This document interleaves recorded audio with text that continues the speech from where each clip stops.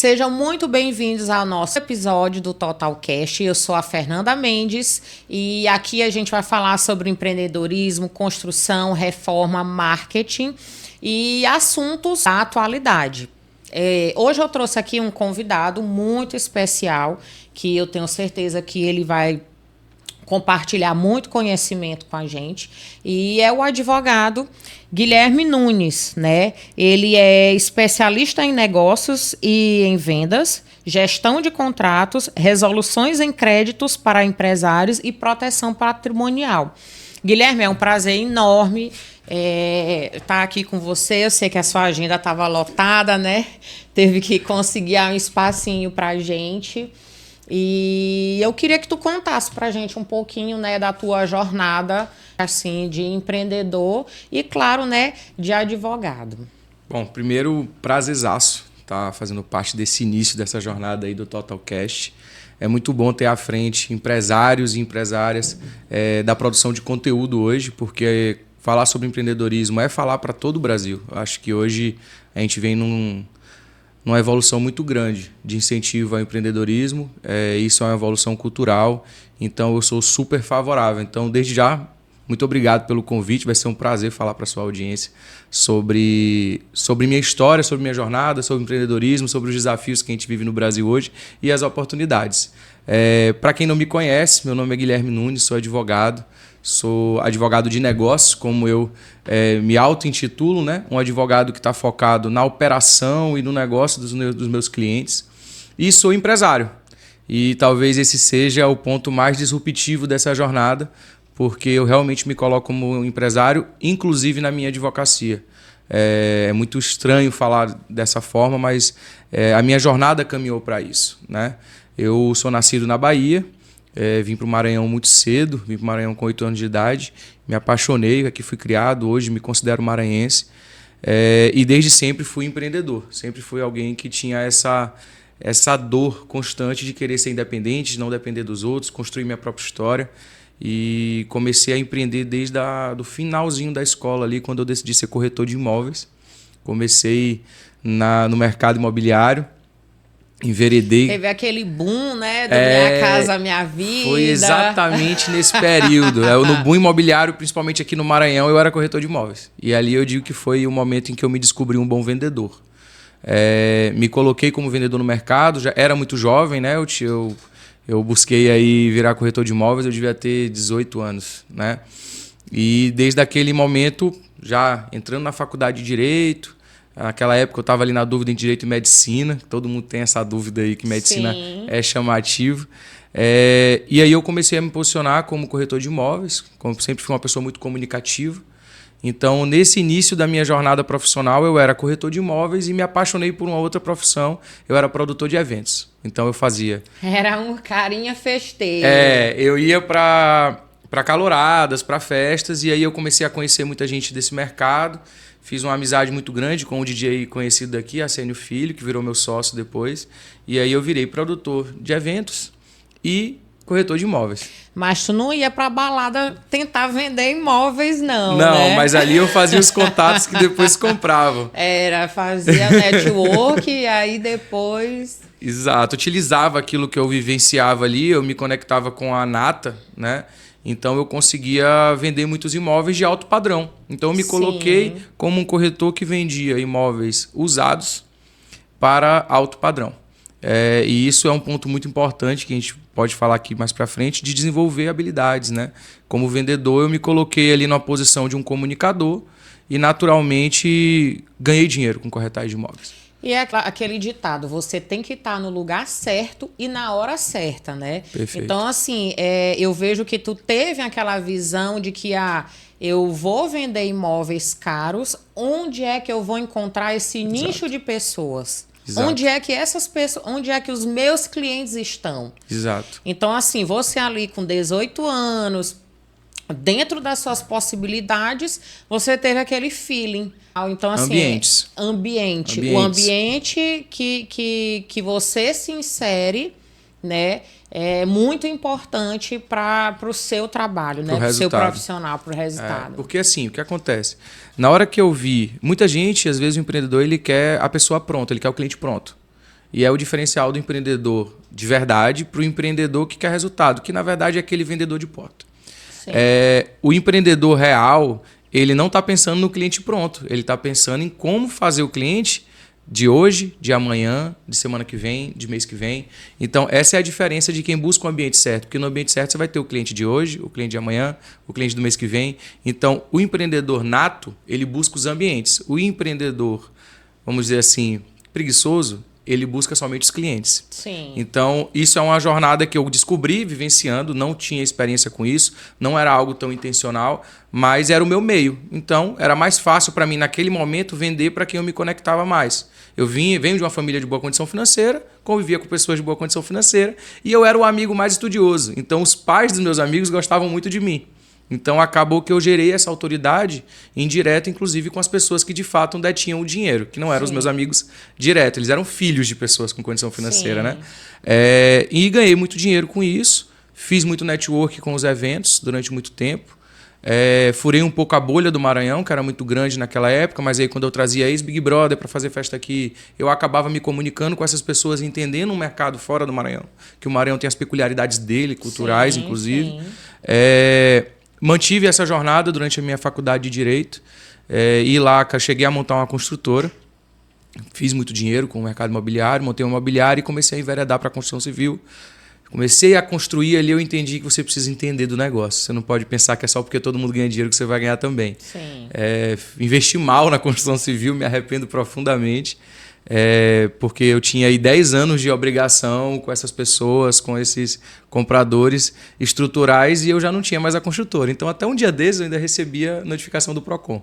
Desses imóveis que eu construí para vender, como todo construtor começa, né? Compra um terreno, constrói uma casa, vende. Aí compra o próximo terreno, constrói uma casa, vende. Aí constrói 2. Então, eu comecei a tentar fazer isso, não deu certo, me mantive só no mercado imobiliário até que eu me formei em Direito. Quando eu me formei em Direito, meu pai me disse algo muito importante. Ele falou, se você for corretor de imóveis e advogado, nenhum cliente vai ver credibilidade em você. Porque vão pensar que você não está fazendo dinheiro com a advocacia. E quando ele me disse isso, eu na mesma hora larguei a corretagem de imóveis, abandonei a imobiliária, fechei a imobiliária e enveredei de fato pela advocacia, que é o meu principal negócio até hoje, mas sem abandonar o meu sangue empreendedor. Então, eu continuei investindo em outros negócios. Dentro da advocacia, montei uma empresa de call center, que hoje é uma administradora condominial também, locadora de mão de obra. E comecei com a advocacia condominial, de novo um ambiente. Naquele ambiente em que eu estava, por eu ter sido corretor, eu conhecia muitos síndicos, porque eu estava mostrando os imóveis. Então eu tinha discussões com a administração. Ali eu já vi que eu tinha um novo ambiente em que eu tinha uma certa autoridade, porque eu era um bom corretor. Eu era educado, eu não dava trabalho para o condomínio, eu não chegava lá de repente, então eu sempre fui muito organizado nesse sentido. Com essa minha autoridade com os síndicos, iniciei na advocacia direto com o condominial e comecei a ganhar dinheiro muito cedo na advocacia. Então eu já fazia ali um resultado bom com 6 meses de formado, eu já tinha algum dinheiro. Mas o meu sonho era ser advogado empresarial. Então eu comecei a investir em capacitação porque eu vi que se eu me colocasse naquele momento, eu não teria autoridade para vender para empresário. Nem autoridade, nem resultados. E aí eu fui construindo o meu ambiente entre os empresários, porque eu tinha uma empresa, então eu convivia com empresários. Hoje você tem formas de fazer isso, né?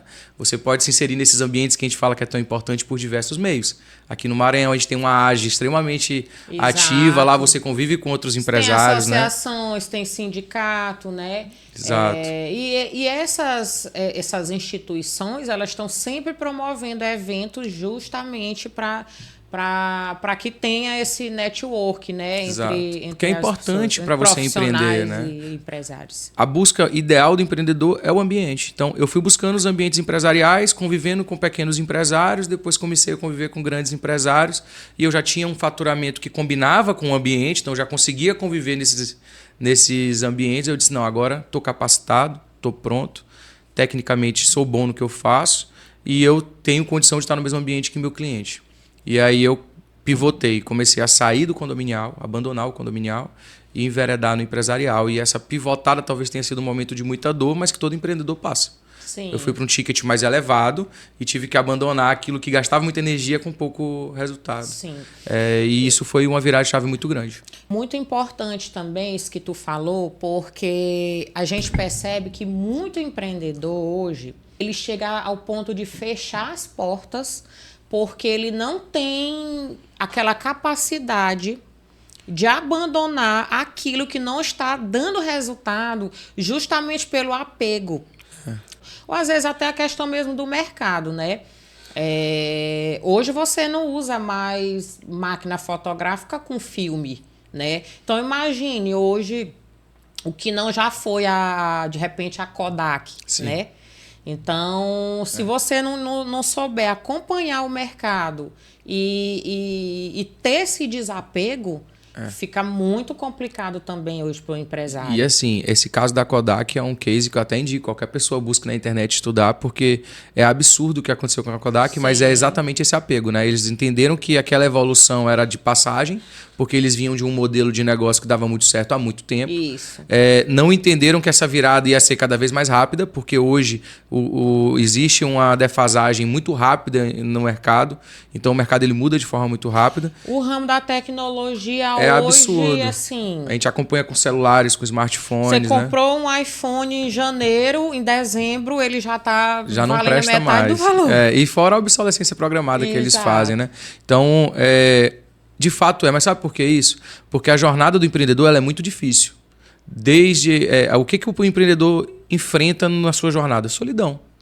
É o que chamam de solidão do líder, né? Que na verdade é algo estudado na psicanálise. O topo é demais. solitário. Então, quando você estuda sobre a solidão do líder, você consegue entender a jornada do empresário. Porque você, mesmo que venha de uma família de empresários, no momento em que você tem ideias próprias, você está sozinha. Sim.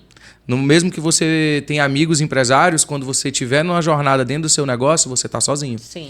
Você tem seus funcionários, mas a dor e o peso psicológico dessas pessoas, dessas famílias que dependem de você, você tem isso sozinho. Sim. Então, existe uma solidão que hoje até a psicologia estuda, que é chamada de solidão do líder. Então, é natural que o empresário, durante toda essa jornada, se apegue a quê? Ao negócio.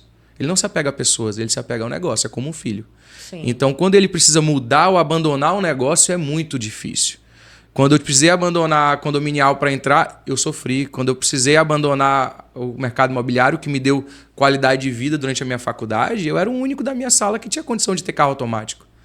Então, fui o primeiro carro automático da minha família. Por que isso? Porque eu sempre fui um muito bom vendedor. Então, eu vendia muito, eu fazia muito dinheiro e eu não tinha despesa. Eu morava na casa dos meus pais, minha faculdade estava paga, Sim. não tinha. Eu era bolsista na faculdade, então não precisava. Então, basicamente, meu dinheiro era para comprar coisas, né? Nunca tive o hábito de ir para congresso, então não gastei muito dinheiro com isso. Mas eu gastei muito dinheiro comprando carro, com viagens, com essas coisas. Então, o que eu me apeguei ali? Meu pai não tinha condição de me dar, ou entendia que não era a função dele me dar aquilo que eu queria. Meus funcionários, meus corretores, eu tinha com eles lá um certo distanciamento, porque no mercado imobiliário, se você não tiver esse distanciamento, teu corretor vai ter acesso a teus clientes, vai vender por fora, isso acontece. Sim. Então, qual era o meu apego ali? Meu apego era o meu negócio. Então, é natural que o empresário tenha esse apego. Só que hoje, com a quantidade de informação que a gente tem, e talvez seja o maior desafio para o empreendedor, é você desapegar do seu negócio. Desapegar Em que sentido? É ser desleixado? Não. É entender que ele vai rodar melhor sem você estar ali. Isso. E eu acho que eu passei por isso nos últimos meses. Eu tomei uma decisão que foi muito difícil, eu sempre fui um advogado estável, mas eu tomei uma decisão de levar a minha advocacia para o Brasil. Quando eu tomei essa decisão de tornar minha advocacia digital, foi muito doloroso. Por quê? Porque eu era advogado do pessoal do agronegócio, eu era advogado de empresários antigos, eu era advogado de empresários da indústria. Então, naturalmente, eu tive uma perda com eles. E aí vem também a barreira da distância, né? Tem muito empresário que ainda não se adaptou à realidade virtual, né? Ao mundo virtual que a gente está vivendo hoje. E só é possível se você estiver disposto a passar por esse desapego. Eu desapeguei não só do meu operacional, como desapeguei também dos meus clientes. Então, assim, e o engraçado é que a gente sofre isso hoje com vamos dizer assim, o empresariado alto padrão, né? Os mais antigos. Eles são pessoas que normalmente estão muito vinculadas a mim, porque eu faço planejamento sucessório, eu faço planejamento patrimonial, eu faço a blindagem patrimonial deles. Então, eu atuo na gestão do patrimônio familiar. Então, naturalmente, eu conheço os filhos dos meus clientes, naturalmente, eu conheço as esposas dos meus clientes, eu conheço os maridos das minhas clientes. Então, ele tem esse apego comigo. E E é algo que me dificultou muito durante essa minha jornada. Então, foi difícil. Mas hoje, qual é a parte boa disso? Se você pegar hoje a lista da Forbes, você vai ver que a maior parte dos milionários eles estão vinculados ao mercado digital. Eles estão vinculados a empresas que aderiram à tecnologia. Ou seja, ao ponto em que... E é engraçado a gente sentir essa resistência desses empresários, porque eles são bem-sucedidos porque foram disruptivos nas suas gerações. Sim, exato. Então, hoje, eles não conseguem compreender isso na geração que entra. Exato. E eu acho que todo mundo que tem aí pai empresário, ou todo mundo que conhece empresários mais antigos, bem-sucedidos, estão sofrendo isso. Sim. É natural, porque agora a onda já chegou. Não é mais questão de se preparar para... A onda já chegou. E a gente está vendo a legislação evoluir. Por que hoje os empresários do comércio eles têm passado por crise? Você vê Americanas entrando em recuperação judicial, Magazine Luiza com problema financeiro, você vê Ponto Frio, você vê Ricardo Elétrico, você vê todas essas empresas passando por dificuldades financeiras e aproveitando benefícios legais, que são, por exemplo, a recuperação judicial, para tentar se manter no mercado. Porque eles demoraram de aderir à virtualização e hoje... Qual era o diferencial deles? Era você ter a pronta entrega. Era você chegar ali, escolher e comprar. Uhum. Só que hoje, a cultura da população já aceita a compra virtual. Sim. E adere com muita facilidade. E tem benefícios fiscais para quem faz dropship.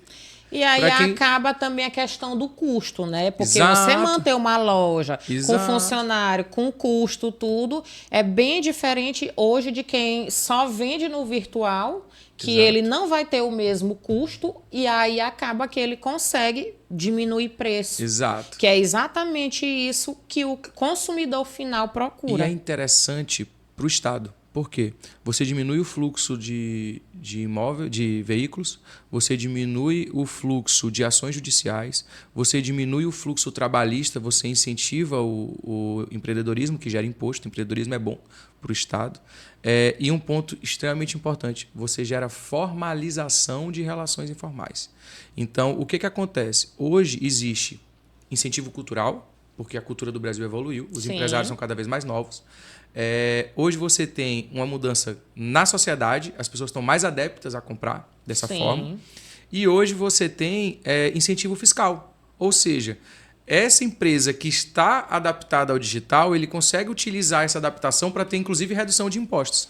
Qual é a composição do preço do teu produto? É o custo de fabricação ou de aquisição, mais os impostos e a tua despesa operacional. Sim. Eu tenho redução de despesa operacional, eu tenho redução de impostos e eu tenho só o custo de fabricação. Então, quem trabalha aí com dropship não tem nem esse custo. Sim. Então, como é que vai ser competitivo no mercado se você não enveredar para isso? Você está reduzindo sua margem de lucro, você está reduzindo suas vendas, o resultado está batendo a sua porta. Então, há essa virtualização na prestação de serviço que foi disruptiva, mas hoje você está vendo hoje também essa digitalização também no que é fornecimento de produtos. Isso é surreal como está acontecendo. Então, para mim, como advogado, foi bom, porque eu enveredei para o digital no momento em que eu tenho empresários do mesmo porte dos que eu tinha, ou maiores, que combinam mais com a minha linguagem de hoje. E eu estou cada vez mais desapegando desses outros. Uhum. Porque, naturalmente, ou eles vão mudar e vão entender que querem continuar, porque, vamos lá, se o seu advogado não está no digital, se o seu advogado não tem posicionamento, ele não está antenado às novidades. Se ele não está antenado à novidade, como é que ele vai prevenir a tua empresa? Exato. Se ele não está olhando para o próprio negócio. Eu tenho uma curiosidade também, Guilherme. Tu acabou de dar o exemplo aqui da Americanas nessa questão da recuperação judicial. Isso poderia ser também uma jogada jurídica, até mesmo para a questão de redução de impostos e tudo, ou não? Realmente foi um desastre? O Instituto da Recuperação Judicial, e hoje, cara, eu faço demais, então é algo que eu estou muito envolvido, ele vinha sendo tratado pelos advogados mesmo, pela própria questão capacitação jurídica, como sendo um remédio para a falência. Hoje, o Instituto da Recuperação Judicial ele é uma estratégia.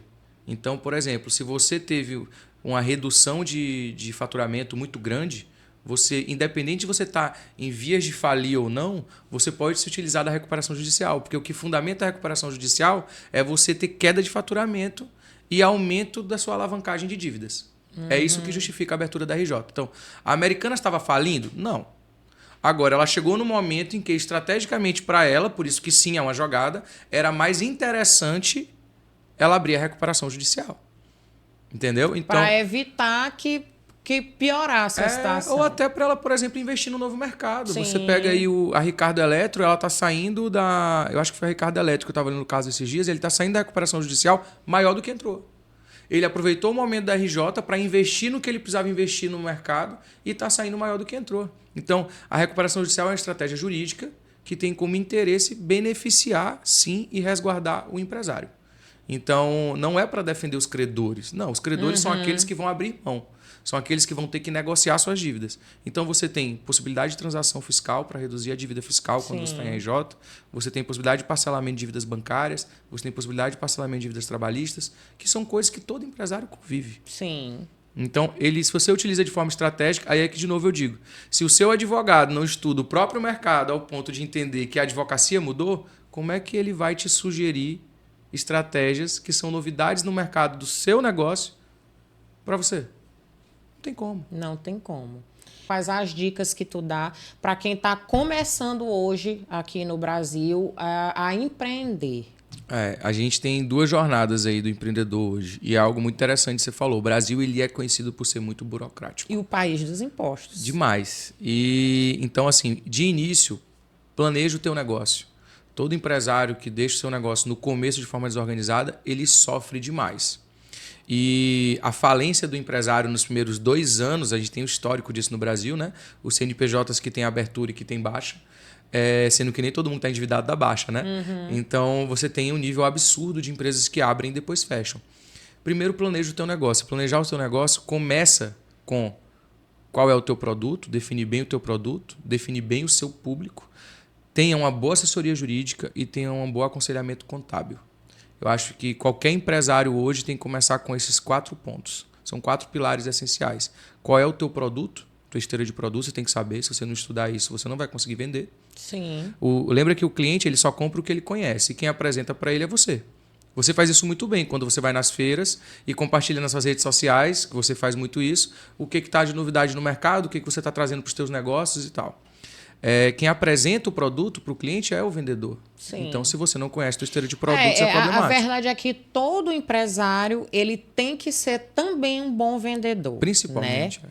Principalmente hoje, e na verdade é uma das profissões mais bem remuneradas hoje, é a de vendedor, e ele está inserido praticamente em todos os ramos, né? Tem que estar. E se você não for funcionário público, você tem que saber vender. Porque assim, vamos lá, 4 pilares. Esteira de produtos, você precisa, não adianta, conhecer o seu público, senão você não vai se posicionar da forma adequada.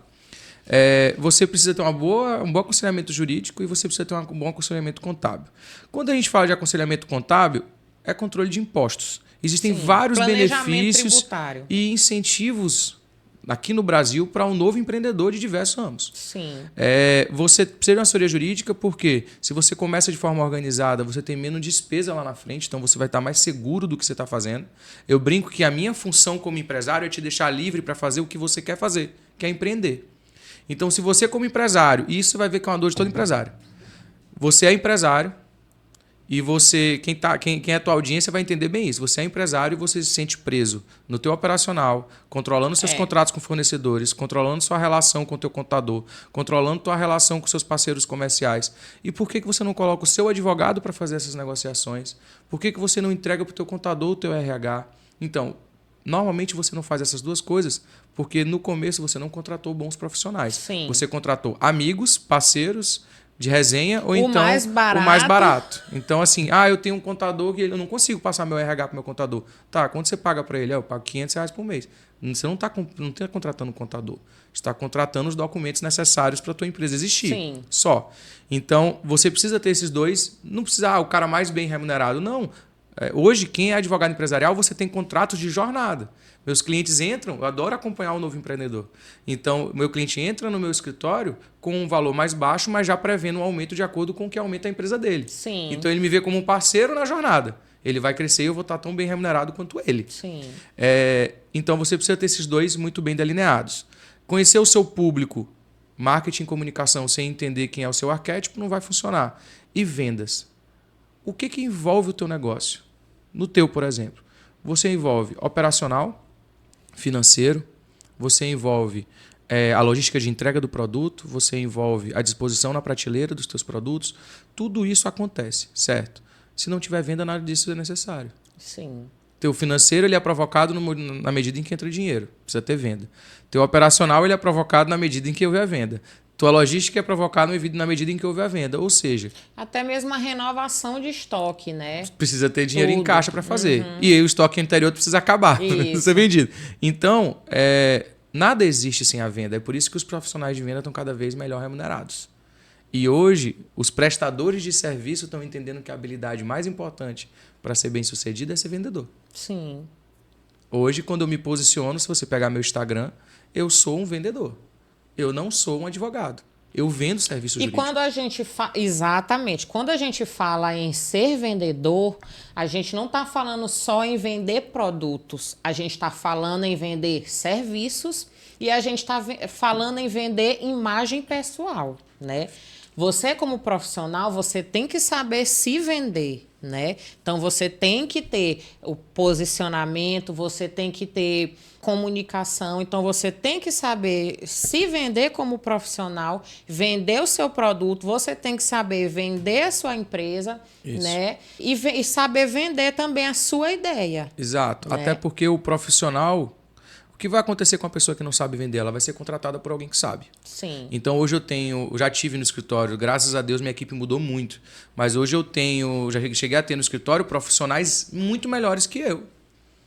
Mas eu tinha condição financeira de contratá-los, de pagar o salário que eles mereciam. Sim. Então a pessoa que ela é muito competente e não entende de vendas, de posicionamento, de marketing, essa pessoa não vai ter dinheiro. Então, o que vai acontecer? Ela vai ser contratada por quem entende. Sim. E aí vem o desapego de novo. Eu aprendi que ninguém vai fazer como eu faço. Mas eles podem fazer melhor do que eu. Desde que eu contrate os melhores profissionais do mercado. Então, hoje, minha função é estratégica no meu escritório. Inclusive para a blindagem patrimonial, que era algo que há pouco tempo atrás, aqui no Maranhão tinha 2 escritórios que faziam. O meu era um deles. O que para mim foi ótimo, porque muita gente grande me procurou. Mas talvez não tivesse me procurado. Mas hoje você tem diversos escritórios oferecendo e eu posso ter no meu time os melhores profissionais. Então, eu traço a estratégia e meu time entrega. Meu trabalho é trazer mais dinheiro para o escritório. E isso a gente entende desde sempre. A função do dono é engordar o porco. O que engorda o porco é o olho do dono. Sim. Então, qual é a função do sócio? Qual é a função do empresário? É trazer faturamento para o teu negócio. Não é entregar. A entrega você contrata quem entregue bem. Então, quando você compreende isso, roda muito melhor. Aí vamos lá, a jornada do novo empreendedor. Se ele não tem registro de marcas, com um escritório competente, ele vai ter dor lá na frente. Ele está investindo em algo que talvez não seja dele. E a gente está acompanhando isso de forma muito forte hoje. A Apple teve um problema com isso aqui no Brasil. Né? Então, a Apple teve um problema com isso. Com o registro do iPhone, do termo iPhone. Então, se você não tem uma boa empresa de registro de marca, você vai sofrer com isso na frente. Porque você vai crescer o teu negócio, alguém vai abrir com o mesmo nome em outro bairro. Então, assim, é muito importante, né, para quem está começando, essa questão do registro de marca. Primeiro passo. Patente de fórmulas ou de repente métodos. Patente, além de ser muito bom para a segurança, é um investimento. Sim. Porque futuramente você pode ceder. Exato. Entendeu? Pode então, negociar. Né? Se você acredita no teu projeto, acredita. E você não vai registrar? Sim. Empresa não é como um filho, o que você faz depois que ele nasce? Registra. Então, registro de marcas, gestão de contratos, gestão de documentos, como o seu cliente vai chegar no teu negócio, seja de prestação de serviço, seja do comércio. Seu cliente vai chegar, ele vai ter acesso a um formulário juridicamente seguro, com gestão de dados, porque hoje a LGPD está começando a notificar e aplicar penalidades muito altas. Então, gestão do teu formulário do teu cliente quando entra, gestão desses contratos que você tem com seus funcionários. Chega, não existe mais negócio de gestão da carteira. Você tem que ter um contrato de trabalho, é o mínimo. A gente vê também que hoje é uma das é um dos principais desafios hoje também do empreendedor, porque ainda tem muita gente trabalhando na informalidade, né? Então, assim, você tem que entender que entregou a mercadoria, tem que ter um documento. Contratou um prestador de serviço, tem que ter o contrato. Vendeu, né? Tem que ter o documento, que é o mais comum hoje, é a nota fiscal. Perfeito. Então, assim, é muito importante hoje que o empreendedor ele tenha esse acompanhamento jurídico, né, Guilherme? Nessa parte de gestão de contratos. Contrato de empregados, contrato de fornecedor, contrato de prestador de serviços, né? Contratos com seus sócios, acordo de sócios, contrato com parcerias comerciais, se você está contratando alguém. E a gente vê também muita empresa que quebra mesmo por conta de desacordo entre os sócios. Perfeito. Por quê? Porque não houve uma gestão, né, desse contrato feito juridicamente. Isso talvez seja um dos produtos mais importantes do escritório hoje. A gente faz muita gestão de societário. Muita gestão de societário. Porque com o crescimento das próprias empresas virtuais, você tem sócios que às vezes não moram nem no mesmo local. Sim. E eles são sócios no contrato social. Então, olha como o direito evolui. Hoje, muita gente trabalha na informalidade, mas a gente tem um crescimento muito grande da jurisprudência do Tribunal Regional do Trabalho, isso de todas as regiões, no sentido de validar contratos como associados, prospectores, pessoas por demanda, ou seja, mesmo essas pessoas que trabalhavam na informalidade, se você faz um contrato de prestação de serviço com eles e orienta eles a abrir uma MEI, coisa que antigamente todo mundo dizia, não, isso aí é fraude na relação de emprego. Hoje você tem diversos tribunais regionais de trabalho validando isso. Então, assim, a gente vê que tem várias relações de contrato, né? Aí eu queria também que tu falasse pra gente um pouco desses tipos de contrato, né? Tu acabou de citar aqui a questão da MEI, né? Que é também uma boa solução para principalmente para quem está começando. Empreendedor, sim. Principalmente para quem está começando e não quer assumir desde já muitos encargos trabalhistas. Se você começa com a MEI, Guilherme, eu estou blindado? Não, mas você está seguro. Sim. Porque você tem uma justificativa técnica para aquilo. Você tem defesa, vamos dizer assim, né? Não é algo indefensável e a gente já tem jurisprudência favorável. Então você tem, desde a orientação dos seus parceiros comerciais e empregados, para que você tenha contratos de trabalho e contratos de prestação de serviço, você tem os contratos que envolvem o teu patrimônio. Então, não só o contrato social do teu negócio, mas também teu contrato societário, acordo de sócios. É muito importante ter isso. Quando você pega aquele contrato social que o contador entrega... E o contrato também de sucessão, né? Perfeito. Quando você pega, por exemplo, o contrato social que o contador entrega, o que tem naquele contrato social? Aquele contrato social tem o que é necessário do ponto de vista contábil para a tua empresa existir. Sim. Mas não tem nada sobre a tua relação jurídica. Sim. Então, se você não resolve isso via acordos de sócios ou com cláusulas no contrato social que tem natureza jurídica, você vai estar sujeito à previsão legal ou à interpretação de um juiz. E olha como isso é arriscado. Então, contratos de natureza societária, contratos de trabalho, contratos de prestação de serviço e os contratos patrimoniais, que é o que a gente fala de planejamento patrimonial, blindagem patrimonial, planejamento sucessório. Quer ver uma dor muito latente? Você tem dúvidas sobre como seu sócio vai se relacionar mais para frente? Vamos supor que hoje você está abrindo uma sociedade em que os dois são solteiros. Os dois são solteiros. Tá. E eles vão se casar, vão se relacionar, vão ter uniões estáveis. Você tem dúvidas? Você quer preservar a sua empresa em relação a isso? Você tem cláusulas de incomunicabilidade. Sim.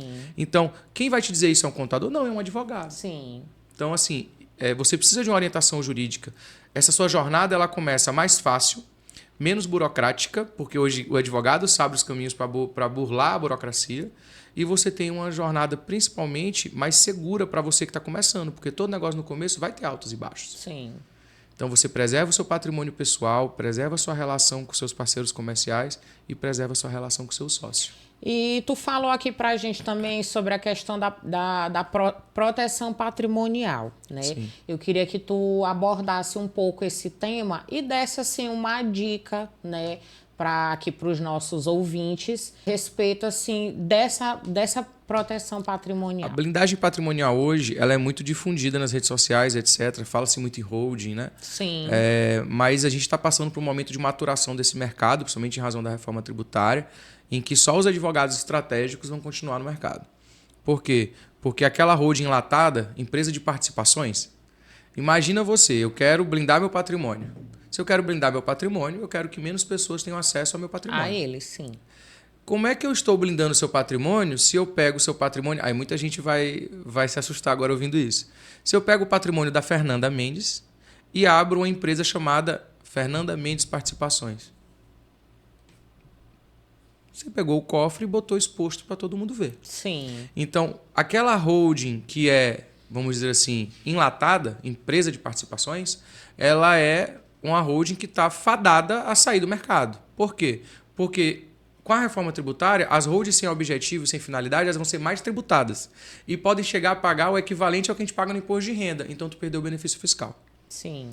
Que é um dos principais objetivos. Então, quando a gente fala de proteção patrimonial hoje, a primeira dica que eu dou, não confunde o teu CPF com o teu CNPJ. Se o teu CPF está vinculado ao teu CNPJ de forma direta, o teu patrimônio pessoal está exposto aos riscos do teu negócio. Então, estruturar grupo econômico afastando o teu CPF do teu CNPJ é o mínimo. É o mínimo. Ah, Guilherme, mas eu sou empresário e não tenho nada no meu CPF porque eu estou começando a vida agora. Ok, você pode começar desse jeito e estruturar esse grupo. Não, Guilherme, eu tenho um patrimônio pessoal, já tenho uma casa, já tenho um carro, já tenho outros negócios. Às vezes trabalho em algum outro lugar, né? Sim. E tenho uma empresa. Estrutura. Não é caro. Não é caro, tá, gente? Não é caro e vai te dar segurança real. Então, primeira dica para quem quer entender de proteção patrimonial. Não vincula o teu CPF ao teu CNPJ. O ideal qual é? É você entender quais são as dores e preocupações do seu cliente, entender quais são os riscos dos negócios dele e ali você desenha qual é a melhor estratégia patrimonial para ele.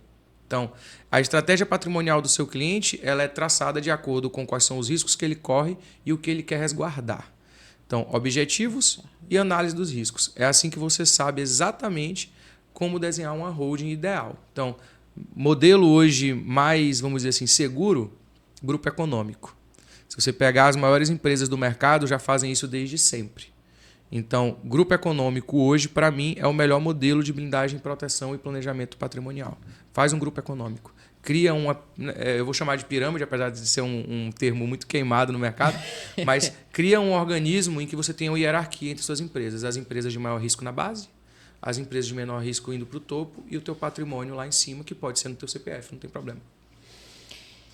Guilherme, como é que eu vou... Qual dica que tu dá assim, para um empresário contratar uma boa assessoria jurídica para o negócio dele? Primeiro, o vendedor fala, @guilhermenunes.adv. Tô brincando, mas vamos lá. Hoje... Primeiro eu, depois os outros. Vamos lá. Primeiro ponto, tá? Dinheiro deixa rastro e sucesso traz dinheiro. Então, teu advogado empresarial, ele precisa ser alguém que tenha rastro. Então, às vezes, não faz direto no preço, analisa o que aquela pessoa já construiu durante a vida, porque a gente constrói com sucesso. Ninguém Sim. constrói com insucesso. Sim. É um primeiro passo importante. Segundo passo, se ele não fala a mesma língua que você, ele não trabalha com empresários. Então, se você conversar comigo, o papo que a gente está tendo aqui hoje não é muito diferente do papo que eu tenho com meus clientes. Então, eles sabem que eu entendo do negócio deles porque eu me identifico com eles. Uhum. Então, e com o digital, hoje, você tem as vitrines dos prestadores de serviço, que são seus Instagrams, suas páginas, suas landing pages. Agora, pensa o seguinte, landing page é algo que é feito especificamente para vender. Então, ali tem uma narrativa para venda. Quando você vai para os Instagrams pessoais e profissionais do profissional que você quer contratar, ali você entende um pouco mais que tem coisas ao redor dele e você consegue ter uma melhor percepção de valor desse profissional. Guilherme, existe uma forma de eu não ser enganado? Não, não existe. Mas quer uma dica legal? Pega o advogado que não coloca cláusula de rescisão nos primeiros 3 meses. Você pode sair do meu escritório nos primeiros 3 meses. Por quê? Porque ali ele tem segurança. O cara que quer te amarrar... Entende o seguinte, eu ouvi algo muito interessante num podcast um dia desse. Se eu não confiar que o meu advogado não vai fazer um contrato leonino comigo, esse cara não pode ser meu advogado. Sim. Então, assim, eu gosto muito dessa relação muito aberta. Então, busca advogados que vão ter essa relação aberta com você. Não se preocupe em buscar vários advogados. Converse com vários advogados. Veja aquele que vai te dar segurança e vai falar a sua língua. E hoje, com o digital, você tem muita gente no Brasil inteiro. Então, desapega do atendimento presencial, porque os melhores, hoje, estão investindo no mercado digital. Então, hoje, antigamente, você não conseguia, por exemplo, contratar o Nelson Williams. Você contratava um coordenador local. Sim. Hoje, você consegue contratar o Nelson Williams, que é uma referência de branding, né? Sim. Mas você consegue contratar os melhores na sua área. Então, assim, se você quer planejamento patrimonial, você pode contratar o Guilherme. Se você quer compliance trabalhista, você não vai contratar o Guilherme. Você vai contratar um advogado especialista em compliance trabalhista. Sim. Então, hoje você tem os super especialistas e está tudo muito disponível na internet. Então, assim, dica para quem está buscando assessoria jurídica hoje, busque advogados que tenham lastro, sucesso deixa rastro.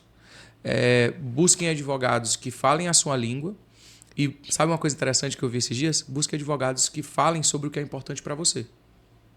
Então, se o cara está lá no Instagram dele falando sobre produção de conteúdo, o influencer vai olhar para ele e vai dizer: esse cara dá valor ao que é importante para mim. Quando as pessoas abrem meu Instagram, o que eles veem? Eu falo da minha família, falo da minha relação com minha esposa e com minha filha, falo do meu patrimônio, como eu faço a proteção do meu patrimônio e falo sobre como eu sou disruptivo nos meus negócios. Então, qual é o tipo de empresário que vai se comunicar comigo? É um empresário que valoriza a família, então ele pensa em proteção patrimonial. Sim. É o cara que valoriza o relacionamento dele, então ele valoriza uma relação jurídica saudável com sua esposa, seu marido. Ele é uma pessoa que investe no mercado, então é um empresário mais arrojado, e é o perfil de empresário que eu quero. E um ponto extremamente importante, é um empresário de multinegócios. Então, hoje o meu cliente, ele olha a minha vitrine e ele entende o que eu sou especialista. E eu não estou falando das minhas especialidades. Eu estou falando daquilo que é importante para mim.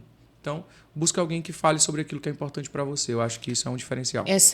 Tu vem falando muito dessa questão do digital, do virtual, e a gente vê que ainda tem muita gente que tem resistência até mesmo a se mostrar nas redes sociais, né? Então, assim, é muito importante hoje para o profissional que quer divulgar o serviço, o profissional que quer divulgar a empresa, que quer divulgar os produtos, né? Que ele se mostre, né? Que ele tenha essa comunicação, que ele saiba se vender, né? Que é uma coisa que a gente já falou muito aqui, essa questão da venda da imagem pessoal, a venda de produtos, né? Quando você usa, e é uma ferramenta grátis, né? Hoje, grande parte das redes sociais são grátis. Então, eu acho que é um grande aliado hoje para o empresário, para estar divulgando a sua empresa, ou até mesmo para o profissional divulgar o seu serviço. Isso é um ponto importante para a gente falar, porque assim, o Instagram, ele é o maior outdoor do mundo. Sim. Então, assim... E que tem o melhor custo-benefício. Gratuito. O patrocínio do Instagram é um patrocínio relativamente barato. Barato, comparado a outras mídias. Não, vai locar um outdoor. Eu não vou nem usar o exemplo que as pessoas falam de pegar a propaganda do Big Brother. Sim. Que é não sei quantos milhões e tem acesso um público frio, porque está na TV de todo mundo. É o maior outdoor do mundo. E o de acesso livre, gratuito. E se você quiser impulsionar, barato. Sim. Sucesso é para quem paga o preço. Se você não está disposto a abrir mão de algo fútil como o Instagram, você não está disposto a ser bem sucedido. Então, assim, Guilherme, mas o meu Instagram é para eu falar só com os meus amigos. Cara, você fala com ele pelo WhatsApp, você marca de tomar uma cerveja com eles, mas o Instagram é uma ferramenta. E a questão também da postura. A gente acompanha assim, o Instagram é uma rede social, tá. Mas de que maneira você está usando essa ferramenta para te beneficiar? Qual é a comunicação que você está passando para a sua audiência? Exato. Né? Você é empresário, né? Você quer vender um produto. Que credibilidade você está passando para os seus clientes, para a sua audiência hoje, pelo que você posta nas suas redes sociais? Se coloque no lugar da sua audiência, né? Se você estivesse se vendo, será que você iria se contratar? Exatamente. E digo mais, o nosso consumidor final, o nosso cliente, o destinatário do que a gente vende, ele está valorizando cada vez mais as características de quem vende. Sim. Então, assim, você pode ser um puta vendedor, você pode ter o melhor produto. E esses dias eu estava numa reunião e falaram isso. Um produto bom no vendedor ruim, ele pode até vender, vai dar muito trabalho. Um produto ruim no vendedor bom, ele vende até o produto ruim. Sim. Muito bem e com muita facilidade. O nosso público, o destinatário daquilo que você está vendendo, ele se preocupa muito com seus princípios, valores, como você leva a vida, porque todo mundo busca se identificar. Mais do que especificamente o produto. Então, é interessante isso porque às vezes você vê a pessoa falar sobre a profissão dela e à noite postar farra. Sim. E isso é muito comum, a gente sabe disso. E é algo que eu, inclusive, aprendi a controlar. Porque como é que eu vou me colocar como vou me comunicar com um empresário que ele faz a farra dele também? Claro, todo mundo tem sua vida pessoal. Mas é o que eu digo, não é a função do Instagram expor isso. Sim. O Instagram é uma ferramenta. Sim. Então essa ferramenta tem que ser usada com alguma intenção. Você não pega um martelo para cozinhar. Sim. Então tem um objetivo com aquilo. Se você não está disposto a abrir mão de expor aquilo que é totalmente desnecessário e fútil para poder ter mais sucesso na sua vida pessoal, nas suas relações com parceiros comerciais e na sua relação com seus clientes, você não quer ser bem-sucedido. Aí não tem problema. Você vai ser empregado de quem é bem-sucedido. Sim. E você vai passar o resto da vida falando sobre suas frustrações pessoais, sobre seus problemas de autoafirmação no seu Instagram.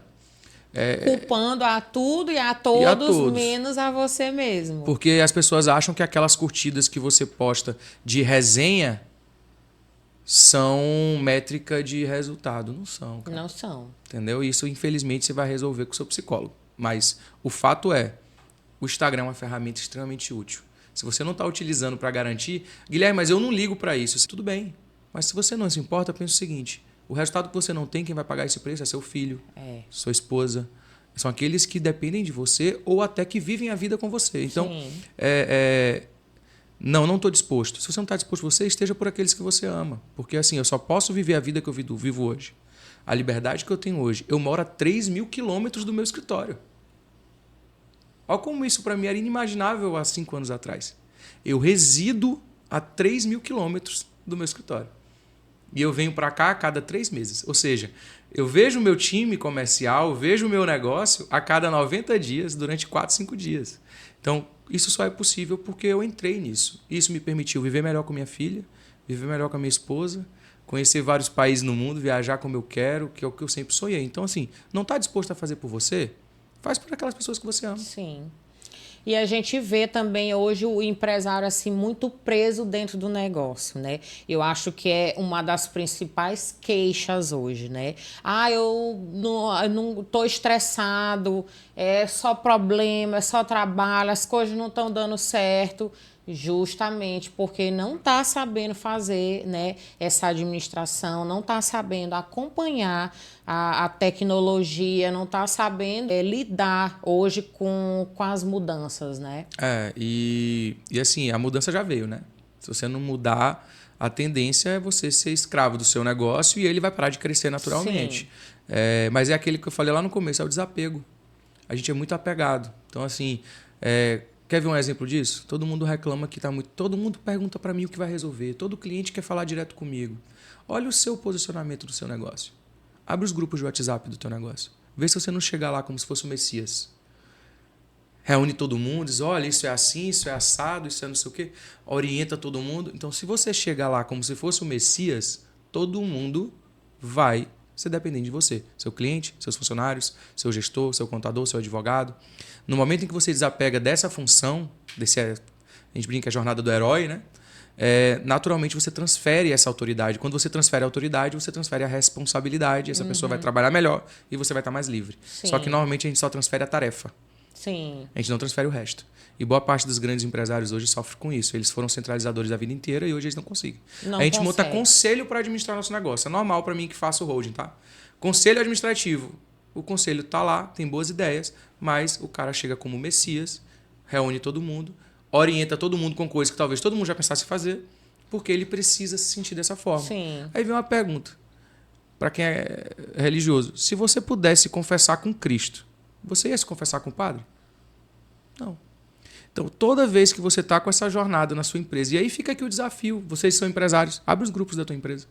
Vê se toda vez que você vai se manifestar, você não é o cara com todas as soluções, resolve todos os problemas, orienta todo mundo. É a palavra final. É o Messias. Então, naturalmente. Você não pode ser essa pessoa e esperar um resultado E diferente. assim, você cria uma cultura dentro da sua empresa em que a sua equipe fica esperando por você. Ele pode até ter a solução, mas ele não vai fazer. Por quê? Porque ele já está acostumado a esperar você dar as coordenadas. Exato. Ele já sabe que é você que vai resolver. E no final das contas, você tem a jornada de trabalho maior E aí dentro da sua empresa do que você fora. está deixando de expandir o seu negócio, de analisar mercado, porque você tem que autorizar a compra de uma água. E assim, hoje, para mim, eu cravo. É o maior problema das empresas que não conseguem crescer. Guilherme, a gente já está aqui com o nosso tempo, né? Já até passou um pouquinho. Papo para 2 episódios, gente. Mas eu queria aqui, para finalizar aqui o nosso bate-papo, eu queria só que tu deixasse aqui também uma palavrinha final aqui para os nossos ouvintes. E eu também queria te dar aqui uma pequena lembrancinha. Olha aí, ó. Em agradecimento. Obrigado, que legal. Em agradecimento aqui Olha pela aí, tua gente. participação, tá? No nosso canal Muito e legal. nosso podcast.